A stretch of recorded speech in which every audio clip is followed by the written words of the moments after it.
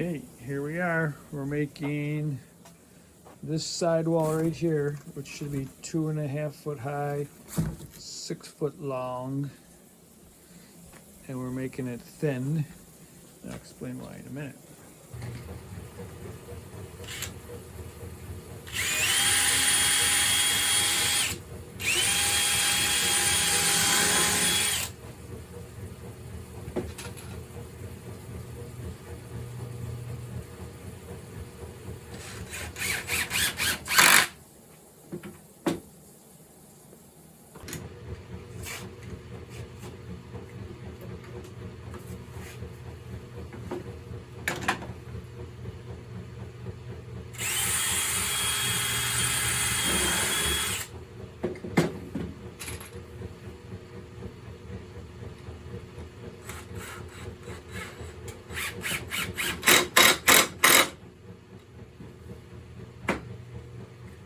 Let's check it out.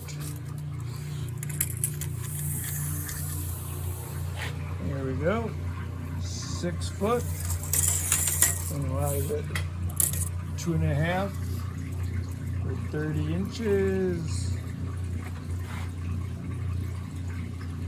I'd say 29.5 in here. That's kind of interesting where the angle of the camera is. Well, if we come back far enough, it's 30. So that's going to be our short, long wall. Short, it's not an end, it's a side, short side wall. And why do I choose to make it 1.5 inches thick instead of the standard, standard 3.5 inch? Because I can make two 1.5 inch walls in the place of one 3.5 inch wall. And what benefit that is, I'll show you in a minute. Okay, so it's going to have insulation, and the outside is going to be like some type of paneling, thin sheeting, and vinyl siding for weatherproof. Then we're going to have some insulation here, and what happens then, since this is a thin wall, I will have room to do like some overlapping foam panels that will cover up joints like this, right? So I'll have a panel that comes over, right? So there we go. So there's no like open spaces to the outside.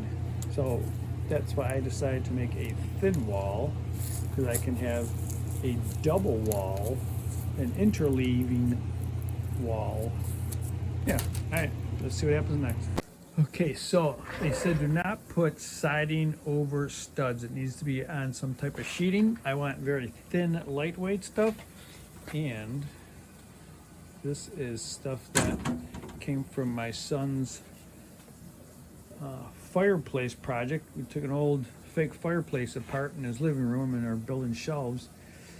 And I said, well, what am I ever going to use this stuff for? I said, no, save me, I want to be used again. No. So I put it in my basement, and it's just jumping up and down, wanting to be used for this project. So we're going to put these pieces on here.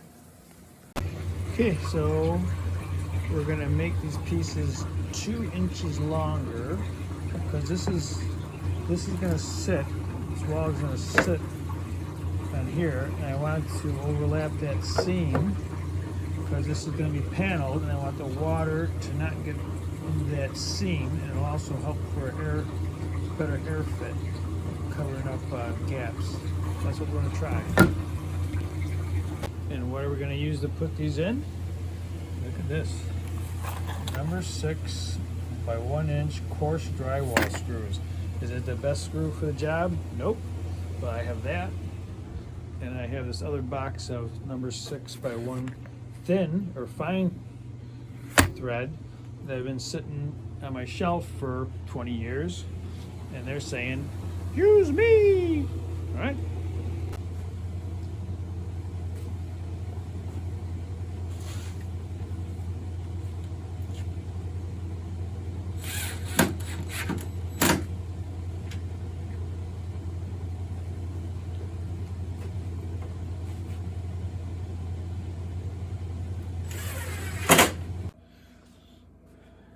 Okay, so we got the paneling on one side.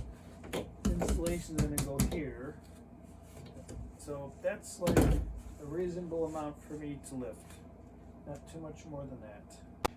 All right, so that paneling added quite a bit of weight. And my thought is, although I need a rigid lip here, I think. I'll have to ponder that because I still have to figure out how to attach that.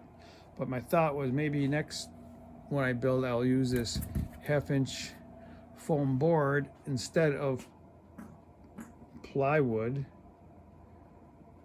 paneling to give it a surface to put the siding against, and it'll be a lot lighter. Will it be sturdy enough on the bottom lip though? We'll have to see. Even when I put a strip, 3.5 and 2 is 5.5, 5-inch strip of 1/4-inch plywood to make my bottom lip. It'll be more secure, and then put paneling for the rest. That 1/2-inch board. Yeah, maybe that's what I'll do. So they recommend Tyvek. I don't have Tyvek. I do have 6mm plastic. So I'm thinking I will staple a piece of plastic to use as a air barrier and a secondary water protection. I don't know, we'll try it. Shouldn't add that much weight.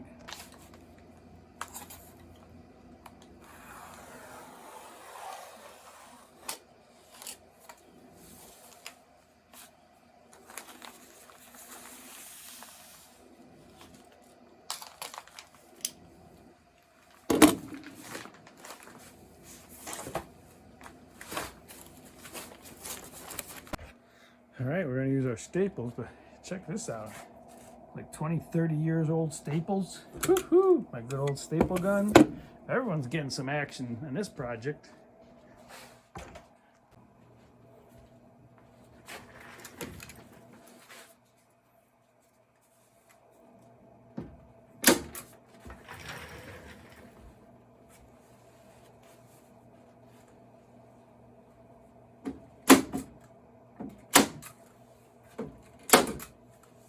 Alright, so I have not officially done a vinyl siding job. I have just pulled off pieces or replaced pieces for repair work. So I'm thinking that this kind of channel goes there, and another piece would go on this side.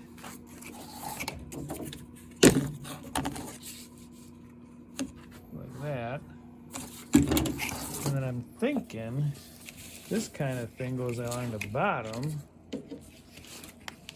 or the top, and then this part would hook underneath here. Or do I have the wrong, is there a bottom and a top? This looks like you'd shove stuff underneath that way on the top side.